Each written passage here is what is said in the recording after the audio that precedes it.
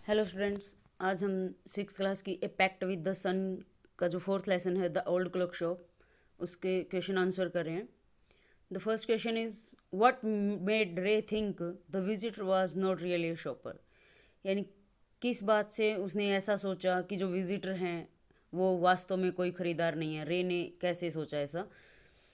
रे was deaf and डम। रे जो है वो बहरा और गूंगा था, बट ए गुड जज ऑफ मैन। लेकिन वो मानव की अच्छी परख थी, उसको अच्छे से पहचानता था। His old wise eyes told him that the new visitor of the shop at the late hour, कि उसकी जो बूढ़ी और बुद्धिमान जो आंखें थी उन्होंने उसको बताया कि जो नए यात्री हैं जो उसकी दुकान पर आए हैं लेट आवर में, यानी बंद होने के टाइम अंतिम घंटों में, वॉज नॉट ए शॉपर और कस्टमर, वो कोई खरीदार और ग्राहक नहीं है। There was no friendliness in his eyes, उनकी आंखों में कोई भी मैत्रिक भाव, मित्रता का भाव नहीं है। Second question, why do you think he had come to the shop. आपको क्या लगता है कि वो दुकान पर क्यों आए होंगे। I think he had come to the shop to rob the shop, कि मुझे लगता है कि वो दुकान पर रोब करने यानी लूटने के लिए आए होंगे। He was in urgent need of money, क्योंकि उस व्यक्ति को अर्जेंट नीड थी पैसे की, बहुत ज़्यादा ज़रूरत थी उसको पैसे की, इसलिए उनको देख के लग रहा था कि वो लूटने के लिए आया है। हाउ डिड रे कम्युनिकेट विद हिम।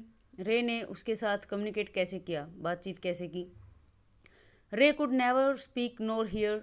रे could neither speak nor hear, ना तो वो सुन बोल सकता था ना ही सुन सकता था। So he communicated with his customer by writing his message on a note pad, इसलिए उसने कम्युनिकेट किया उस कस्टमर से, ग्राहक से, writing message on a note pad, एक नोट पैड पर मैसेज लिख के, यानी एक नोट पैड पर पेंसिल से लिख के उसके साथ बातचीत की। The visitor also road his reply on paper, आने वाले जो यात्री था उसने भी नोट पैड पर ही अपना उत्तर लिखा। Question number 4, what do you think the man said to his friend who waited at the door. आपको क्या लगता है कि जो दरवाजे पर उसका दोस्त इंतज़ार कर रहा था, उस व्यक्ति ने उसे क्या कहा होगा। The man would have said to his friend, उस आदमी ने अपने दोस्त से कहा होगा, who waited at the door, जो दरवाजे पर इंतज़ार कर रहा था, दैट की the shopper the shop owner was deaf, कि जो शॉप ओनर है, दुकान का जो मालिक है, वो बहरा था। रे was not a pawnbroker, why they did he lend money to people in exchange for their old watches and clocks, कि जो रे है वो कोई शाहूकार नहीं था। पान ब्रोकर होता है मतलब ऋण देना, कोई वस्तु गिरवी रख के। तो why did he lend money, लेकिन वो पैसे क्यों देता था लोगों को, exchange for their old watches और क्लॉक्स, उनकी पुरानी घड़ियाँ और दीवार घड़ियों के बदले में उनको बदले में पैसे दे देता था। यदि वो कोई साहूकार नहीं था तो ऐसा क्यों करता था। रे वॉज नॉट ए पान ब्रोकर, रे कोई साहूकार नहीं था। A person who lends money on security of some item, यानी वो होता है पान ब्रोकर जो व्यक्ति पैसे के बदले में उसकी सिक्योरिटी में कोई ना कोई आइटम, कोई ना कोई सामान अपने पास रख लेता है। He did not land money on interest, वो ब्याज पर पैसे नहीं देता था, यानी ब्याज के लिए पैसे उधार नहीं देता था।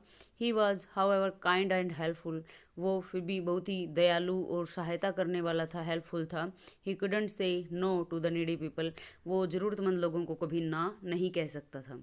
Question number 6, the watch was nothing special and yet has great powers, in what sense did it have great powers, कि वो जो घड़ी है वो कोई स्पेशल घड़ी नहीं थी जो उस व्यक्ति ने दी थी रे को, लेकिन उसमें बहुत ज़्यादा पावर थी, महान ताकत थी उसमें। किस सेंस में आप कह सकते हो, मतलब किस सेंस में उसमें ग्रेट पावर थी।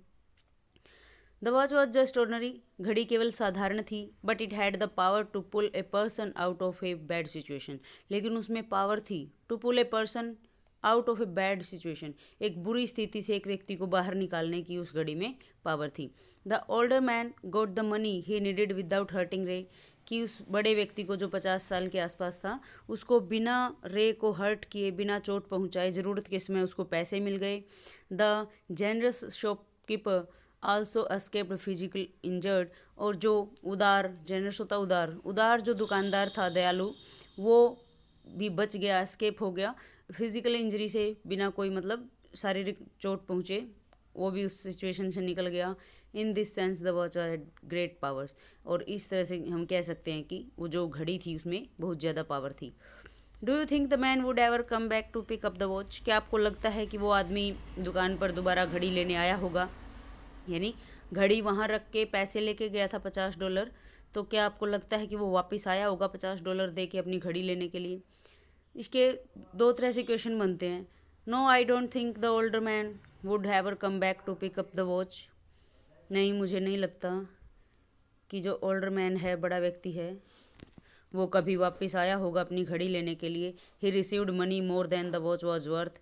उसको अपनी घड़ी की कीमत से भी ज़्यादा पैसे जो हैं मिल गए थे.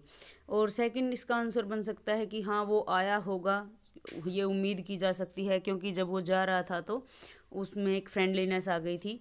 वो अपनी मतलब एक प्रॉमिस करके गया था कि वो as soon as he would come, वनी वो जब जल्दी ही वापस आएगा, जितना जल्दी हो सकता है वो अपनी घड़ी लेने आएगा. नेक्स्ट है, when did the unfriendly face of visitor turn truly friendly?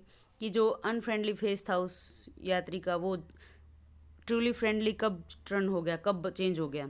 The unfriendly face of the visitor turn truly friendly, कि वो अनफ्रेंडली फेस जो है उस आने वाले का, वो मैत्रीपूर्ण भाव में बदल गया जब वहन रे offered him a way out by accepting the old watch for $50.